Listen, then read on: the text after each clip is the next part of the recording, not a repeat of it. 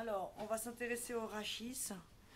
Et bon, c'est des notions maintenant relativement anciennes, mais comme vous interprétez les EOS, il faut que vous compreniez un petit peu toutes les relations entre le bassin, le rachis. Voilà, il y a eu de grandes avancées sur ce mot magique, qui est l'équilibre sagittal du rachis. Bon, l'EOS, est-ce que vous êtes allé voir la machine? Bon, vous connaissez, bon, il faut que vous y alliez. Hein. Bon. Donc c'est sur une crémaillère et on peut avoir comme ça, il y a deux faisceaux orthogonaux. Il y a une crémaillère qui monte et qui descend avec c'est des capteurs, enfin c'est pas des rayons conventionnels. Hein. On peut avoir comme ça, en une acquisition, l'ensemble du rachis et du squelette, de face et de profil, et on peut faire des reconstructions 3D. Alors, donc là c'est juste pour vous montrer. Hein. En fait voilà, vous êtes debout, il y a la crémaillère et ça monte et ça descend. Et on a, c'est des capteurs plans, c'est Charpak. Alors, eh bien, ce qu'il faut comprendre, c'est l'évolution du chimpanzé à l'homme. Hein. Quand on marchait à quatre pattes, notre rachis il était rectiligne. Et pour se mettre debout, au départ le chimpanzé, comme il était rectiligne, eh ben, il continuait à fléchir son bassin et ses jambes. Et petit à petit, hein, vraiment pour pouvoir courir debout, est apparue la lordose lombaire, qui est vraiment la caractéristique euh, de, de l'Homo sapiens, qui lui permet d'être dans un état d'équilibre. Alors, ce qu'il faut comprendre, c'est que debout, on est dans un état d'équilibre où il n'y a pas de force musculaire qui rentre en jeu. Et le but, justement, c'est d'être le plus économique possible. Alors, je ne sais pas, bon, Dubousset a mis l'homme dans un cylindre, dans un cône, et il montre en fait que il faut jamais sortir de ce cône et qu'il y a des intrications pour être dans cet équilibre économique entre la position du bassin, la position du rachis et la position des membres inférieurs. Et on va voir tout ça. Hein. Et c'est vraiment fondamental pour la chirurgie du rachis. Alors on va voir d'abord l'équilibre normal. Et ensuite, on verra, c'est justement quand vous êtes à un moment, le vieillissement naturel va faire que vous allez être dans un déséquilibre que vous allez compenser. Et le risque, c'est qu'il soit décompensé. Hein. C'est le vieux qui se penche en avant. Et donc là, c'est le début des problèmes. Donc voilà, ce fameux cône d'économie hein, qui a été décrit par Dubousset, c'est dans les années 70, hein, donc c'est très très vieux, 72.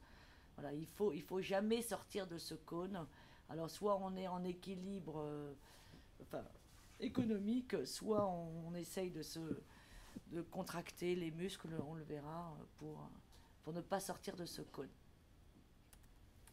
Alors, d'abord on va regarder le bassin. Donc vous le savez, le bassin, vous avez trois angles. C'est l'incidence pelvienne, la pente sacrée et la version. Alors, le plus important, c'est l'incidence pelvienne. C'est la carte d'identité du bassin. Elle ne change pas, quelle que soit l'évolution. C'est vraiment le caractère propre du bassin.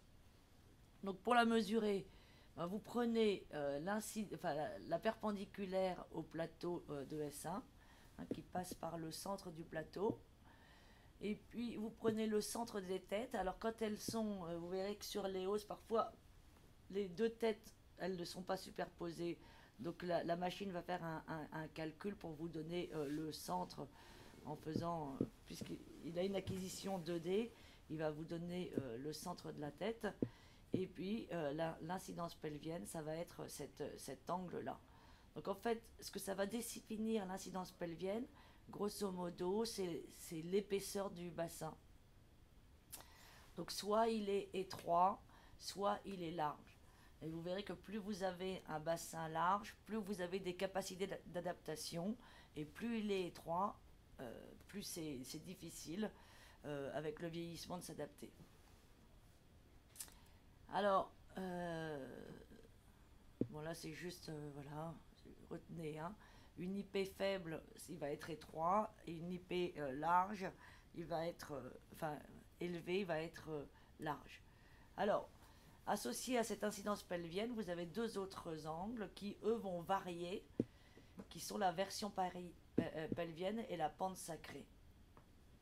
Alors, la version pelvienne, on va voir, là c'est la pente sacrée, et la version pelvienne, en fait, c'est soit il est antéversé ou rétroversé. Et ces deux angles, la version et la pente, vont varier en sens inverse. Donc juste, voilà la version pelvienne.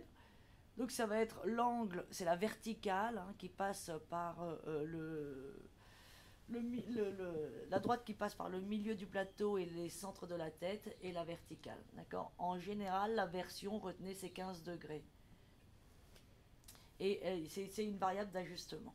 D'accord. Si vous êtes antéversé, vous comprenez bien que votre version, puisque c'est par rapport à la verticale, elle va diminuer. Et si vous êtes rétroversé, votre version pelvienne, elle va augmenter. Alors, la version, qu'est-ce que... Oui, ce qu'il faut... Donc la version, pour faire varier votre version, hein, bah, c'est un équilibre entre les muscles, les ischio-jambiers et les glutéaux. Donc pour rétroverser votre pelvis, hein, vous allez jouer sur vos muscles, et c'est à l'origine justement de douleurs et de tensions.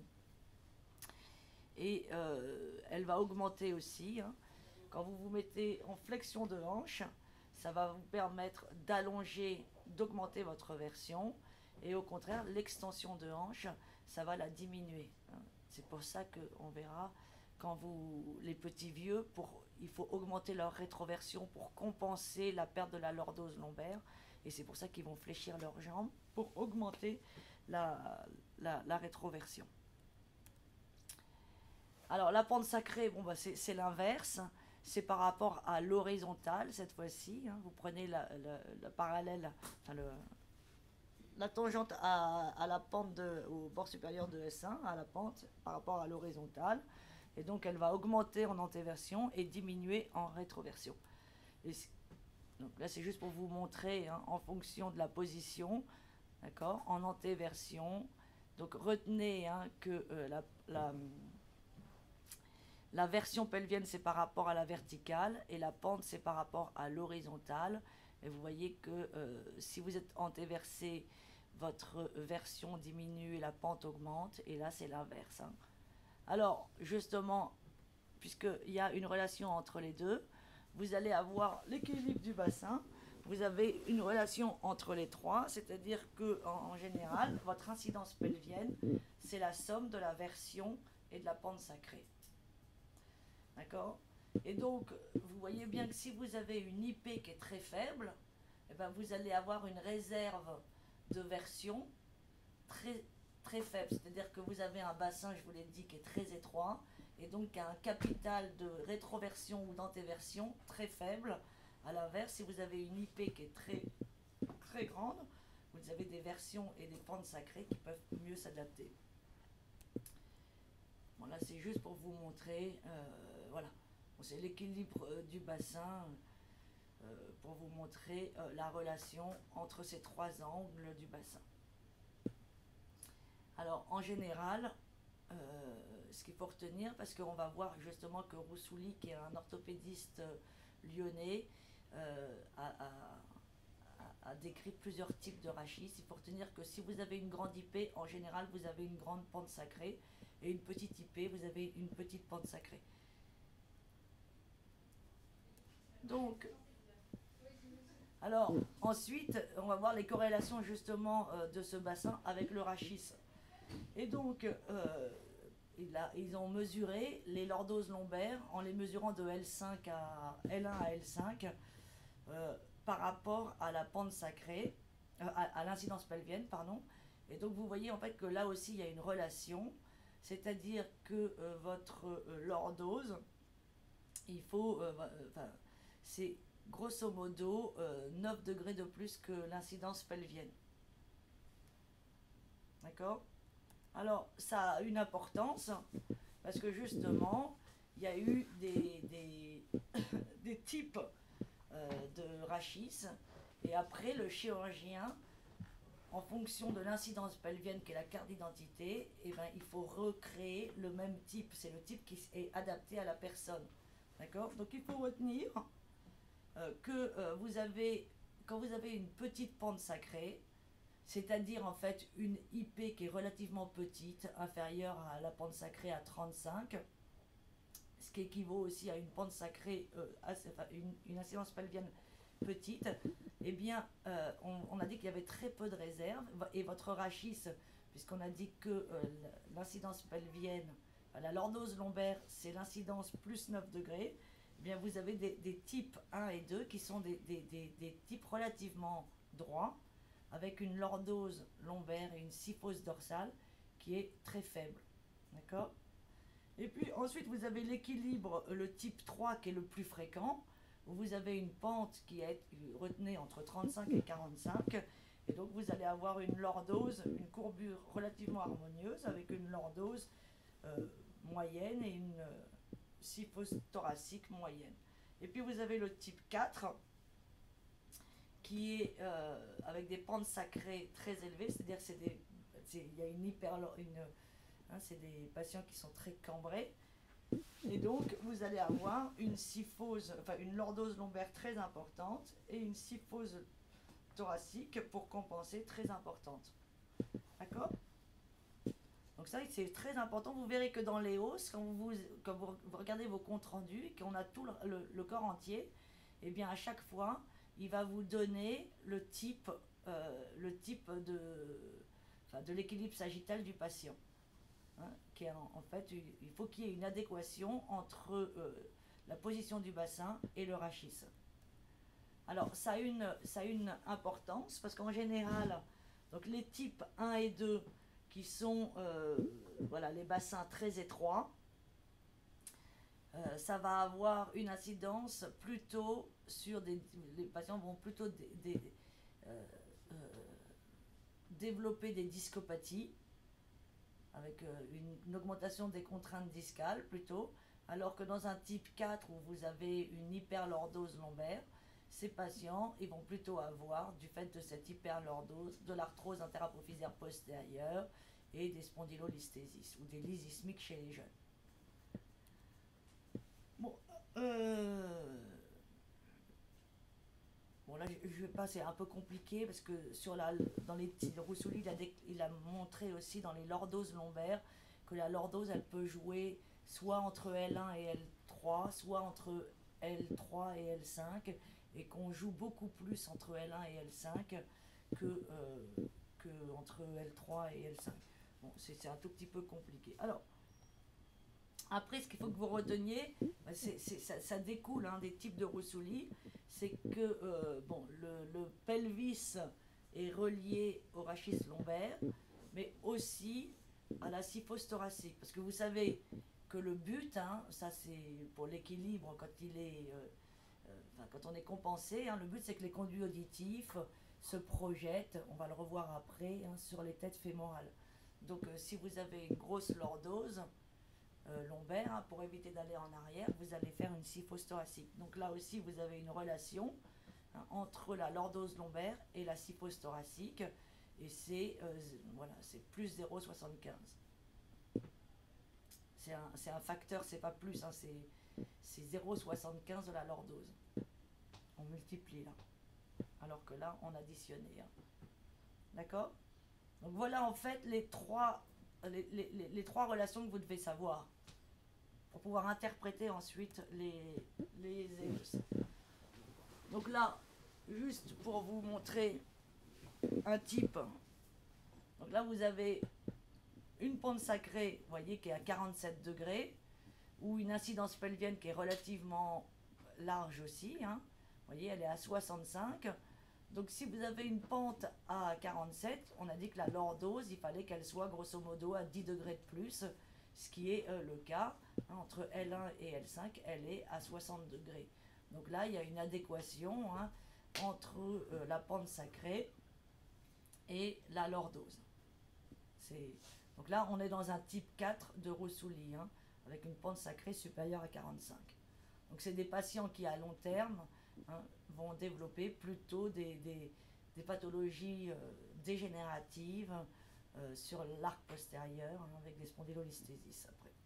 Alors, donc voilà ce que vous voyez, ça c'est dans l'EOS, ils vont vous donner, bon, c'est un peu petit, j'aurais dû augmenter, mais là ils vous donnent la pente sacrée, puis ensuite ils vous donnent la lordose, et en fait vous êtes toujours dans le vert, ça veut dire que vous ne compensez pas, et là ils vont vous donner aussi, si vous faites l'équilibre global, si vous rétroversez ou pas.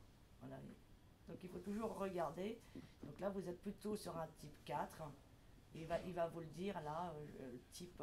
Bon, c'est dans les commentaires, mais c'est vraiment trop petit là, pardon. Alors, donc là, à votre avis, est-ce que c'est normal ou pas? Donc on voit qu'il a une pente sacrée à 52 et qu'il a une lordose à 38. Vous voyez, L1, L5, 39. D'accord? Donc là, ce qu'on peut dire, c'est qu'il a un bassin très large, mais il a une lordose qui correspond pas à son type de bassin. D'accord? Donc là, on voit juste, donc il a une pente sacrée très élevée, mais par contre sur l'équilibre sagittal, eh ben, il est équilibré, mais probablement compensé. Alors, voilà, là c'est pareil, je vous ai mis deux types. Donc si on voit là, il y a un dos, c'est deux dos très plats. Et là, je vous ai mis... Alors, est-ce que vous voyez, est-ce que vous voyez là, juste... en fait, c'est à l'œil, hein, vous voyez, si je prends la pente sacrée là et la pente sacrée là, vous voyez que là, j'ai une pente sacrée qui est faible, d'accord, à 11 degrés, avec une IP qui est à 42 degrés. Donc, on est sur un type 1 qui correspond, puisque il a un rachis très plat. C'est un type 2. Et pourquoi on a une rétroversion? Parce qu'il s'est adapté au fait qu'il ait un dos très plat. D'accord? On a dit que s'il avait une pente sacrée faible, il s'est adapté là, parce que vous voyez, il a des discopathies. Je ne sais pas si je suis très claire. À l'inverse, là, il va avoir une IP qui est à 33, qui est faible, et qui correspond avec des versions et des pentes sacrées qui sont faibles aussi, et une lordose qui est quasi inexistante. Hein. Je ne l'ai pas mesuré là, mais là, donc on a une adéquation entre un bassin qui est étroit et une lordose qui est respectée. Tandis que là, s'il a cette pente sacrée qui est à 11 degrés, en fait, elle est adaptative. Parce que vous voyez que son IP, elle, est relativement élevée. Vous voyez qu'il a un bassin relativement étroit et qui est en inadéquation, large, pardon, qui est en inadéquation avec cet effacement de la lordose qui est acquis du fait des discopathies. D'accord? Et il a quand même une pente sacrée qui est très faible parce qu'il s'est mis en rétroversion pour compenser. Alors, voilà un autre exemple. Voilà une patiente, vous voyez qu'elle a elle a été opérée avec une arthrodèse. Et vous avez une pente sacrée à 34. Alors, et surtout une IP très élevée, à 67. Donc elle a un bassin très large. Et cette patiente continue à avoir mal. Est-ce que vous avez une idée pourquoi elle a mal? vous voyez qu'il y a une IP qui est très élevée, et vous voyez, par contre, vous avez une hypolordose. Hein. Et je vous rappelle que vous avez une relation entre l'incidence pelvienne et la lordose lombaire. Hein. Vous devez rajouter 10 degrés à la lordose lombaire. Donc on devrait avoir une lordose lombaire de presque 80 degrés. Alors que là, vous voyez, vous avez une lordose lombaire, je ne sais pas si on la calcule, elle doit faire 10 degrés. D'accord? Donc D'accord? Donc là, vous voyez que vous êtes sur un type, enfin, vous avez carrément un effacement de toutes les courbures, avec un bassin qui, lui, est très large. Et on devrait avoir, en fonction de ce bassin, un type 4 avec une grande lordose lombaire et une grande syphose. Donc en fait, il y a une inadéquation complète entre son rachis et son bassin. Probablement, il a été opéré d'un spondylodégénératif, puisque les types 4, ils ont tendance à avoir des complications plutôt d'arthrose postérieure et de spondylolisthésis. Et le chirurgien n'a absolument pas respecté la règle des types de Roussouli, et au contraire, il a un dos très très plat, ce qui fait que ces patients, eh ben, pour essayer d'augmenter sa lordose lombaire, il va beaucoup jouer sur ses muscles, sur les extenseurs du rachis, sur les ischio-jambiers, les glutéaux, pour essayer d'antéverser son bassin pour diminuer la pente sacrée. Et si on veut respecter les types, il faudrait en effet les réopérer, et alors je ne sais pas si ça a été fait, probablement, et restaurer les courbures. Hein, c'est vraiment essentiel. Donc vous voyez, ça a été fait. Hein, c'est des chirurgies très très lourdes, mais avec des résultats qui sont souvent vraiment très satisfaisants. Donc on va même faire parfois des ostéotomies des vertèbres pour respecter, pour recréer une lordose lombaire, pour retrouver un équilibre qui sera compensé. Donc voilà un autre exemple avec un tassement. Bon, ça c'est le vieillissement naturel. Vous avez là une incidence pelvienne qui est très faible, avec une pente sacrée aussi. Alors il vaut mieux prendre pour les types, regardez l'incidence pelvienne, parce que chez les vieux, vous allez avoir des modifications. Les types 1 et 2, c'était chez des sujets strictement normaux qui n'avaient pas de pathologie. Comme on a vu que la pente sacrée, c'était une variable d'ajustement, s'il compense, on a du mal pour les types. Donc il vaut mieux regarder plutôt avec les incidences. Bon, vous voyez que vous avez une incidence qui est très faible, donc on devrait avoir là un rachis qui serait plutôt plat. Vous voyez que là, vous avez une bascule très importante avec une hyperlordose lombaire. Ça, c'est pas, là aussi, hein, il y a des rétrolisthésis. C'est un phénomène dégénératif sur le rachis. Et on devrait retrouver plutôt, hein, on devrait être, avec ce bassin relativement étroit, on devrait avoir un rachis plutôt rectiligne. D'accord? Donc là, pareil, hein, elle a été opérée. Et on lui a remis un rachis relativement droit avec un effacement des courbures qui correspondait pour que son équilibre sagittal, hein, pour remettre toujours pour remettre les conduits auditifs en regard des têtes, et donc on a effacé les courbures. Bon, l'équilibre frontal, il n'y a pas grand chose à savoir. Bon, c'est les attitudes scoliotiques, mais vous verrez que les chirurgiens s'en occupent beaucoup moins que l'équilibre sagittal. L'équilibre frontal, on arrive toujours avec la scoliose à mettre la tête. Hein, vous n'avez jamais vu quelqu'un qui était complètement de côté. Hein. C'est comme les arbres, justement, ça se remet toujours vertical, hein, même si ça naît, hein, sur une pente. Donc après, on va voir justement les méthodes d'adaptation.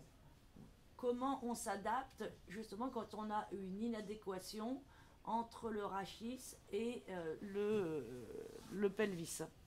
Et donc justement, on va avoir des équilibres compensés.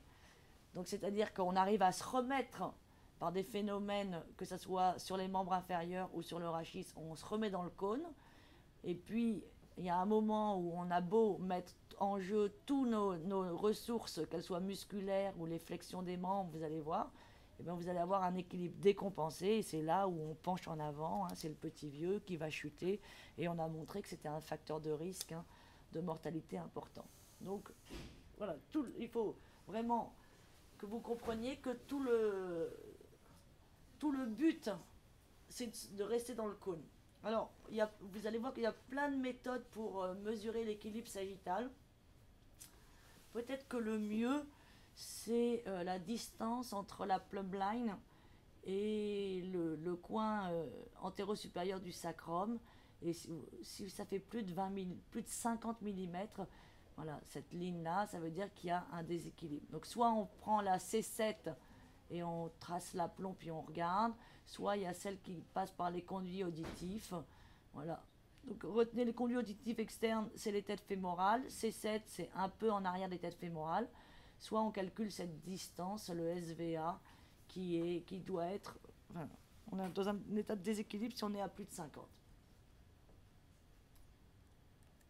Alors, là aussi, donc ce qui est très important, on a vu justement les liens entre l'incidence pelvienne et la lordose. Et les Américains, en fait, il y a toute une guerre entre les Américains, enfin, la vision américaine et la vision française. Bon, il y a une Française justement qui est partie aux États-Unis, qui fait partie de l'école de Lyon et qui est depuis de nombreuses années maintenant aux États-Unis, qui travaille beaucoup là-dessus. Bon, c'est pas... Et puis, justement, donc les Américains, ils ont tendance à mesurer plutôt le SVA. D'accord? Donc, en fait, ce que vous devez absolument faire quand vous regardez l'équilibre, alors, c'est vous analysez les courbures et l'incidence, vous regardez s'il y a une bonne concordance entre les IP et les lordoses. Et puis ensuite, vous allez regarder l'équilibre. D'accord? Est-ce qu'il est en équilibre compensé ou décompensé?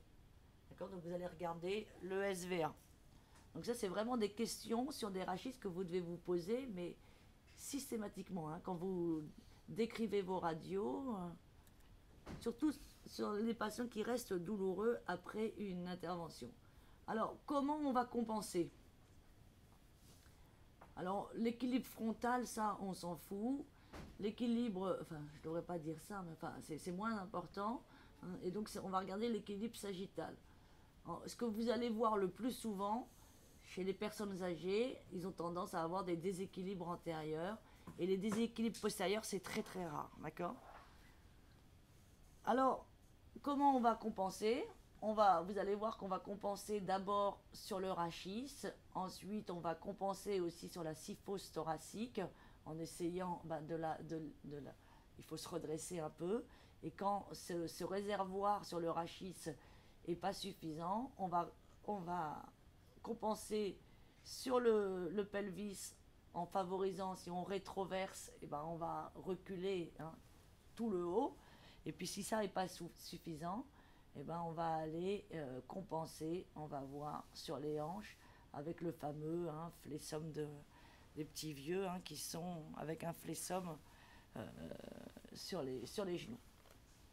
Alors, en fait, le vieillissement, vous allez voir, hein, vous regarderez plus attentivement les rachis de vieux, le vieillissement naturel, ça va être un effacement progressif de la lordose lombaire avec une hypolordose.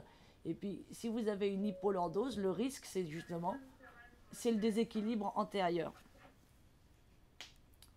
Alors, comment on va compenser ce déséquilibre, cet effacement de la lordose, hein, qui est le vieillissement naturel, et parce qu'on a les disques qui vont petit à petit se pincer, donc ça efface la lordose.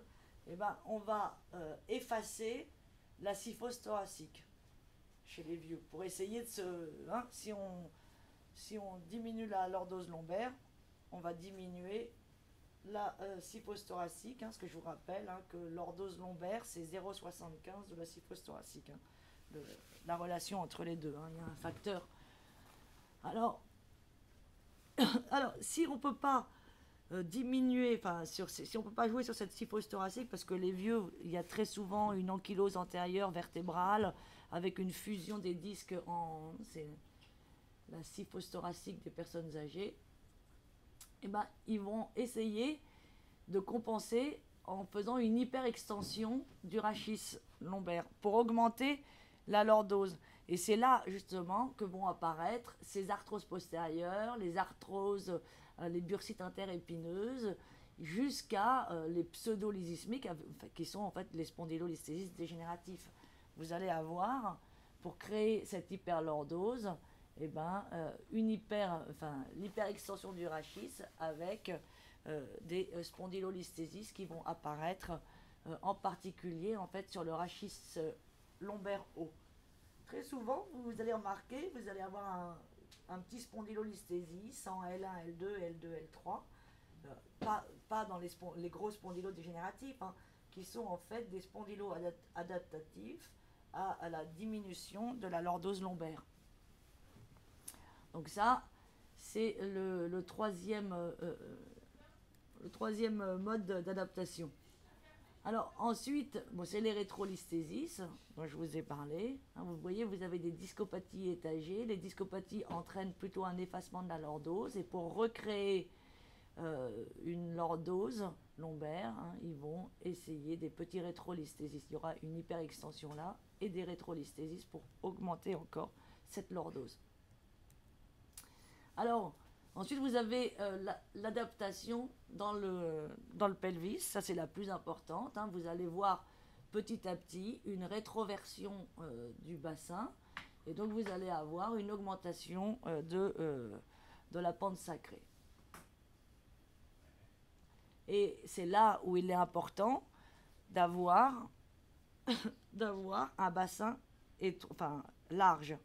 Alors, au début, vous voyez, la nature fait bien les choses. Vous avez un bassin très large, vous avez peut-être une hyperlordose et une hypersyphose, vous développez de l'arthrose postérieure, mais vous voyez qu'à la fin de votre vie, on vous le rend bien, parce que si vous avez un effacement de la lordose, vous avez un bassin qui est très large et qui s'adapte, et vous pouvez le rétroverser. Tandis qu'un type 1, en fait, il aura 0 degré de rétroversion, il va être raide comme un piquet, et il va se retrouver à compenser beaucoup plus avec les jambes, parce qu'il ne peut pas compenser avec le bassin.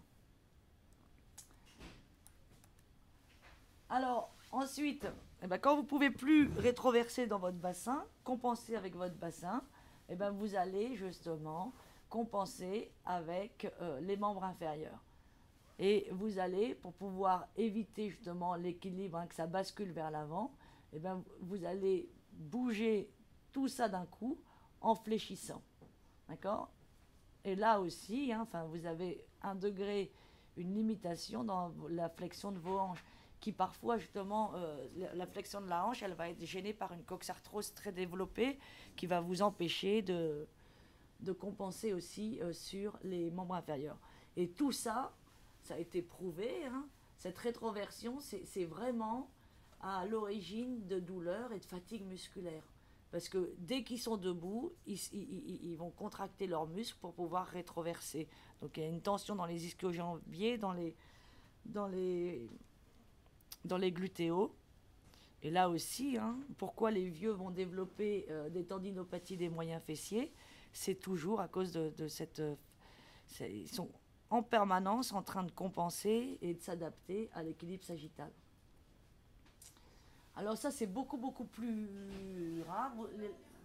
Vous avez les patients qui vont faire des fractures ostéoporotiques, ils vont avoir une hypersyphose, et donc pour compenser, eux, ils vont aller compenser dans le rachis lombaire en créant une hyperlordose.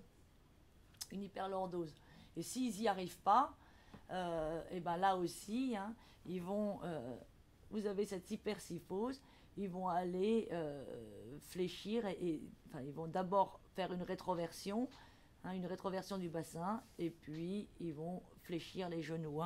C'est vraiment typique du patient, vous voyez, avec les fractures tassement.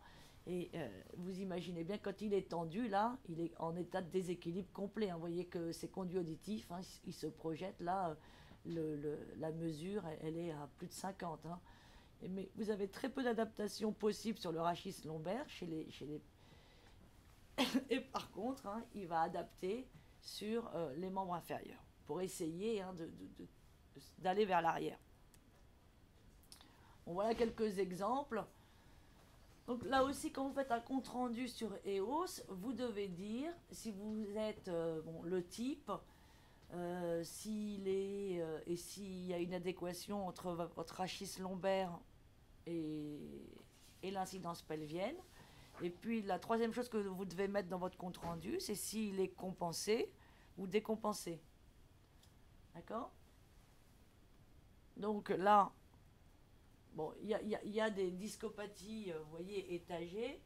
Vous avez une incidence pelvienne, une pente sacrée qui est à 24 avec une incidence pelvienne là qui est à 37, hein, donc il est plutôt étroit. Vous avez une hyperextension avec une lordose qui est à 27. Donc, alors que vous avez une incidence pelvienne qui est à 37. Donc, à votre avis, ça va bien ça ou ça va pas? Ça va pas. Hein. Donc, déjà, vous pouvez dire qu'il y a une hypolordose. Même si vous avez l'impression là sur votre rachis qu'il y a une courbure qui a l'air. Vous voyez que la lordose elle est à 27 degrés pour une incidence à 37 alors qu'elle devrait être à 47. Donc déjà il y a vraiment une hyperlordose.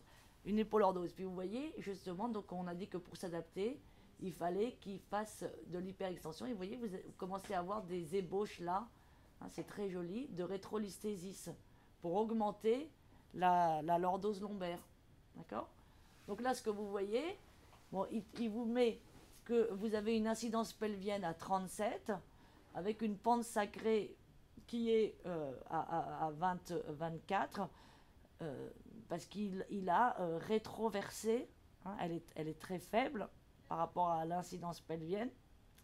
Elle est très faible, il a mis une rétroversion de son bassin pour essayer de compenser cette hypolordose. D'accord? Et puis vous regardez après, est-ce que si je prenais, ça c'est la C7 Plumbline ou celle des conduits auditifs, vous voyez que les conduits auditifs se projettent quand même en regard du centre des têtes, donc c'est pas mal. Et si je prends la ligne là, la cam, donc c'est de l'équilibre, elle est à 4 mm, donc il est équilibré.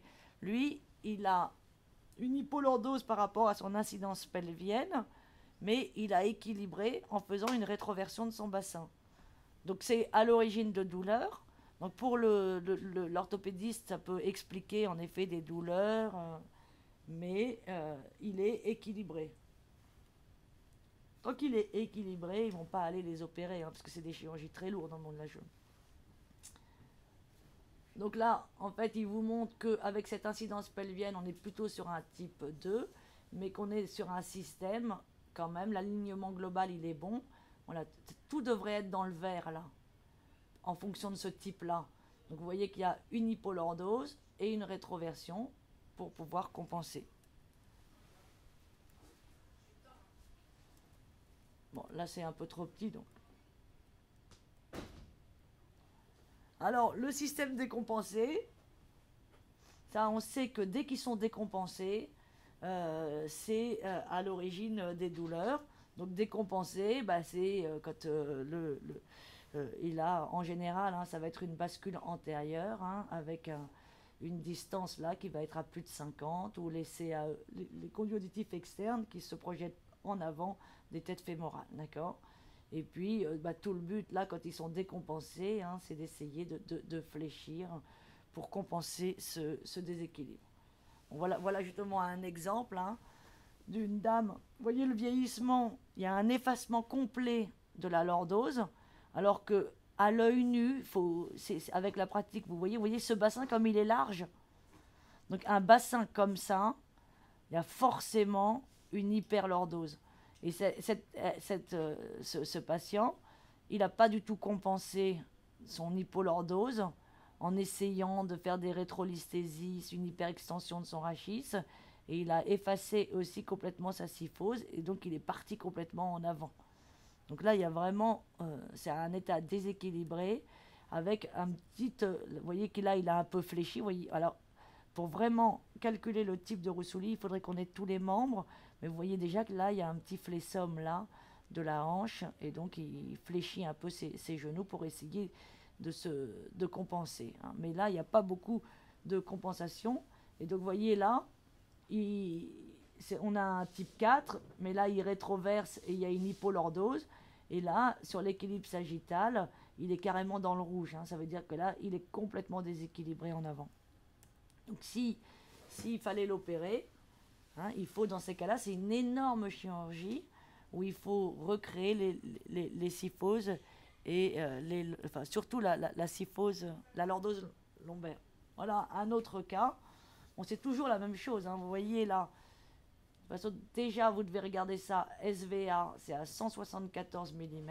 Hein. C'est l'équilibre, il est en mode déséquilibré quand il est à plus de 50. Et puis après, eh ben, il fait ce qu'il peut, hein, ce rachis, le pauvre. Il va essayer de compenser sur la lordose, sur la syphose thoracique, sur la rétroversion. Vous voyez que l'IP là, elle est à 47, donc il a un bassin qui est relativement large. Donc il devrait avoir une pente sacrée qui est relativement élevée, donc il faut absolument qu'il rétroverse. Vous voyez là même, regardez comme il a rétroversé son bassin. Pour voir si c'est rétroversé ou antéversé, vous prenez la tangente là à l'épine iliaque antéro supérieur et au pubis, et vous voyez là, hein, c'est complètement rétroversé. Et par contre, il ne compense pas tellement là sur ses jambes. Donc il y a vraiment là une inadéquation entre ce bassin très large et cette hypolordose. Ça c'est vraiment le vieillissement. Les personnes âgées, vous allez voir, c'est vraiment comme ça. Hein. Il y a deux types. Hein. C'est soit l'hypolordose, soit éventuellement la syphose thoracique sur des tassements ostéoporotiques.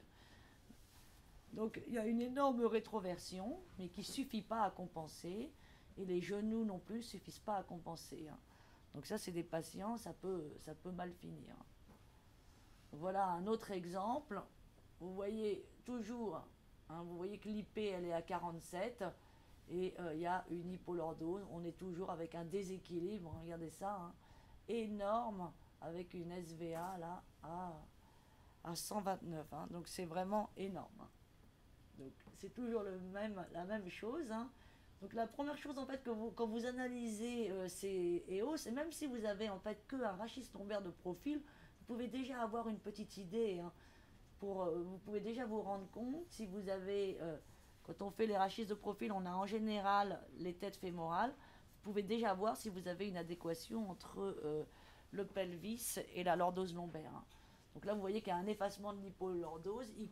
Il compense par une rétroversion, mais ça ne suffit pas. On est passé dans un état complètement décompensé. D'accord? Bon, là, d'autres exemples, là, je vais pas. C'est la même chose. Hein. Vous avez un bassin là relativement large, une hypolordose, et il ne peut plus compenser avec les moyens habituels. Bon, là, c'est toujours cette dame, j'ai montré au début, hein, vous voyez là, elle a beau. Bon, le primum novans, c'est l'hypolordose, mais elle va essayer de compenser avec une rétroversion, et vous voyez, elle n'y arrive pas, et donc il y a un état de déséquilibre antérieur. Et donc ces patients, éventuellement, hein, ça pourrait, s'il fallait les opérer, hein, il faut absolument aller créer de la lordose et de la syphose thoracique. C'est ce qu'on a montré tout à l'heure. Donc voilà, s'il faut retenir une chose, quand vous regardez vos grands clichés, vous regardez tout de suite l'incidence pelvique. Vous avez 3 mesures à regarder. C'est ça. Ça, bon, c'est l'article des Américains, hein, mais c'est l'incidence pelvienne et la lordose. Ensuite, vous regardez la pente sacrée pour regarder comment il compense, et puis le déséquilibre. D'accord? Et puis, si vous voulez progresser, en effet, vous devez regarder chez un patient normal quel type. Ensuite, si vous avez une adéquation entre le type, enfin, si vous avez un alignement qui est dans un état économique, c'est-à-dire qu'il ne fait aucun effort pour compenser, soit il est compensé, soit il est déséquilibré. D'accord? C'est vraiment très très simple. Hein.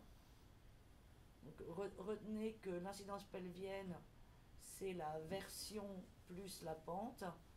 que l'incidence pelvienne et lordose, vous rajoutez 10 degrés grosso modo à la lordose et c'est bon. Voilà. Et que finalement, bassin étroit, et ben, à la fin de la vie, ça va poser quelques problèmes parce qu'ils ont une capacité d'adaptation très faible, tandis qu'un bassin très large va permettre d'avoir une capacité d'adaptation relativement élevée.